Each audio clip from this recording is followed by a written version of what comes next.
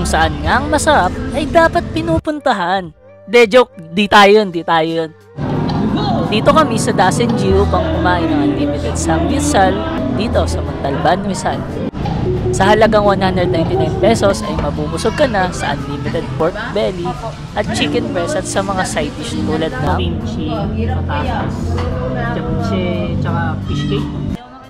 Ang samgyupsal ay karne sa parteng tiyan ng baboy at ang salitang samgyupsal naman ay hango sa tatlong salitang Korean, ang sam na ay meaning ay tatlo, gyop na ang meaning ay layers, at sal naman o pork belly meat or pat ng baboy. Tara, samahan nyo kami at alamin natin kung masarap nga ba ang Anli.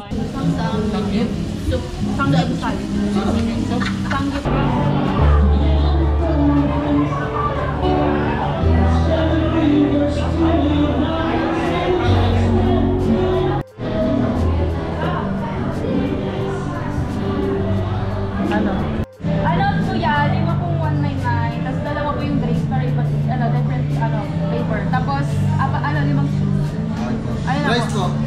Mag-rice kayo, dito. Ikaw dito. Rice. Wala. Wala na po? Oo. Sige po ma'am, okay na po ma'am. Iayusin na po natin ito ha. Okay, thank you. Sige po. Kaliwater yun. First time lahat namin ito kaya feel free to judge kung tama ba mga pinaggagawa namin dito. Bukod sa makakapili ka na ng flavors ng mga meat, mas maganda if magpa-unli cheese ka. Kasi na-enhance na to yung lasa ng baboy at manok. Add 50 pesos for unli cheese. Almost 249 pesos per tao ang gastos.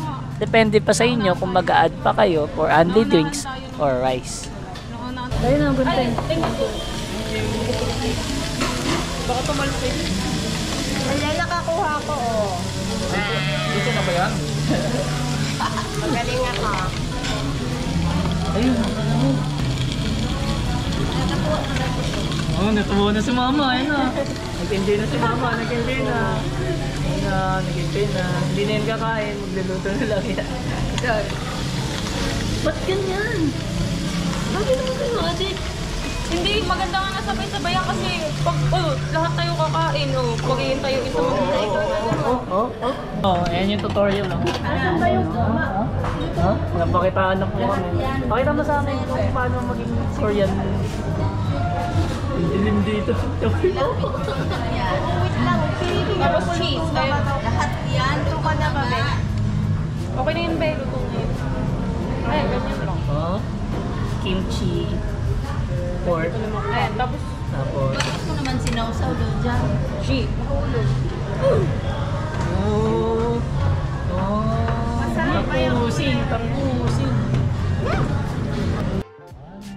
Yung experience, first time niya lang talaga. pinapanood ko lang ito. Ako din. So, worth it ba ang magsama? Ano yung nilay? Sa tingin ko, worth it na siya kaysa sa mga inasal. Masarap pa nito. Pag gusto niyo pa ng cheese, pwede ako. Ba't mang inasal ba yung inisip niya? Dito na lang. Ay, inasal nga yung inisip niya. Kanina ba? Kasi, parang okay na siya kaysa sa mga inasal. Wow! Busin mo na. Para makainin ko. Diba? Apo. Wala ako kung bawal sa isda, kulit-tulingan lang. Ako lang kumakain ng kulay dito. Dito Ako din, no? na nga yung agit. Ako din, no? Ay, wala na. Bilis kumain ni Papa. Ano tayo? Ano? Nakakatin ito. Bakit? Nandiyan. Ngita. Bakit din? Bakit mo? Ay, nakain na ako. Kawawa ang tagaluto. Oo naman yung Tagalog. Sila na subo. Sorry, love. Napalis na ako. Bye-bye. Kayo na bahala magbayad. Nasaan na yung laki-laki dito? Kinain na niyo? Hello? Oh, yan nakalakas yan. Hello? Ako na vlog eh. Yung isa dyan.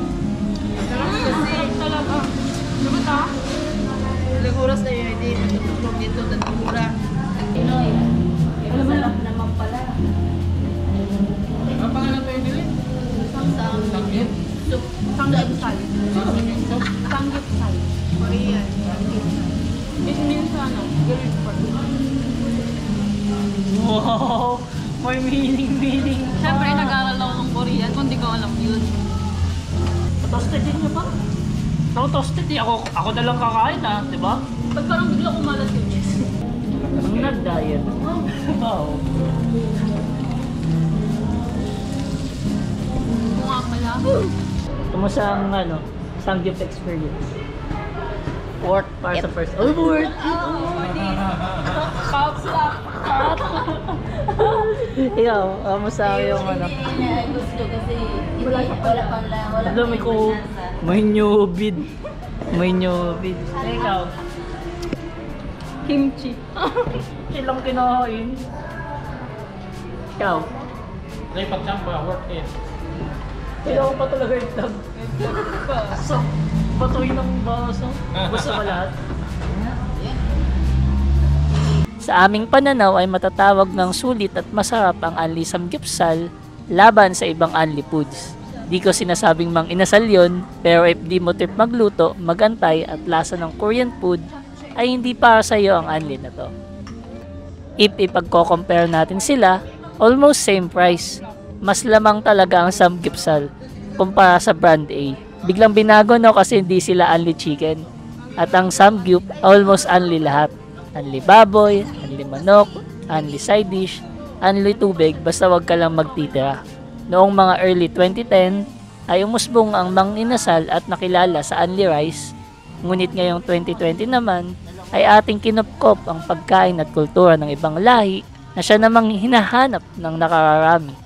Bukod sa sulit at masarap ay talaga nga namang di mapagkakaila na tayong mga Pilipino ay mga praktikal. Pero di ko sinasabing onti pa rin kumakain sa Mang Inasal kasi Kasi ang dami talagang kumakain sa Mang Inasal na haba na pila.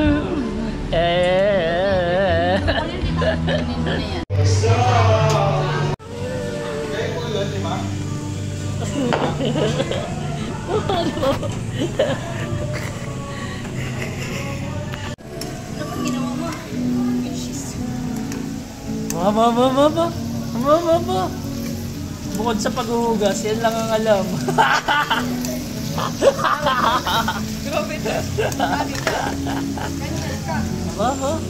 Professional sous chef. Okay na, tita. Ito na yan? Ayan, bakit kami mag-ibig ni Kuya? Tignan mo, grabe. Mas masarap. Yung mga nandito, luto. Kung ito siguro yung papa ko dito, Lord. Sa birthday ko na lang. Saan yung ulat mo? Ito na lang tayo. Ito, be, lahat. Yung nandito lang part na hindi luto ka. Ang hirap maging substick. Ito yun, be. Ah, may nagpili na. Oo, yung dito, 5. Ito ko luto na. Tuwa siguro mama dito. Ngayon, hindi ka nila sa likod. Ayun niya, be. Hindi pa. Pepe, hindi pa. Ano? Hindi pa luto. Ayaw mo kayo mainit. Tingnan niyo yung cheese. Ito. Ito dark mo. Ay, salamat. Ano verdict? Verdict ba mag-isang? Kimchi. Hindi na kaya. Salt na ako. Worth it ba mag-sangyup? Oo, pwede pa. Sangyup versus Mang Inasal. Ay, ito. Masarap to. Sa Manginasal. Ikaw? Ano, mga inasa 250. Oo. Hindi magmat kayo. Oo. Bigay mo yan, oh. Hindi yung ganito tayo. Galing. Ano yan? Ano niluto nyo? Wala.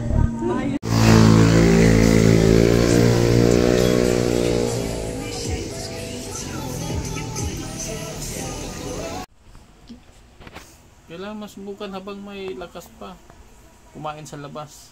Crispy pata, papa. Crispy pata na ko. Ayaw ko na. Hindi ko na kaya kainin yan. Crispy pata. Ay, sus. Wala na. Saan gusto mo pa? Saan? Kainan sa circle. Yung maraming pagkain, marami na tulong bawal. Sa akin, lagas ng ngipin. Kay mama, puro na lang kati sa katawan. Ano pa yan? Nung unang panahon, okay pa. Ang problema, wala namang Pagka, pagkain.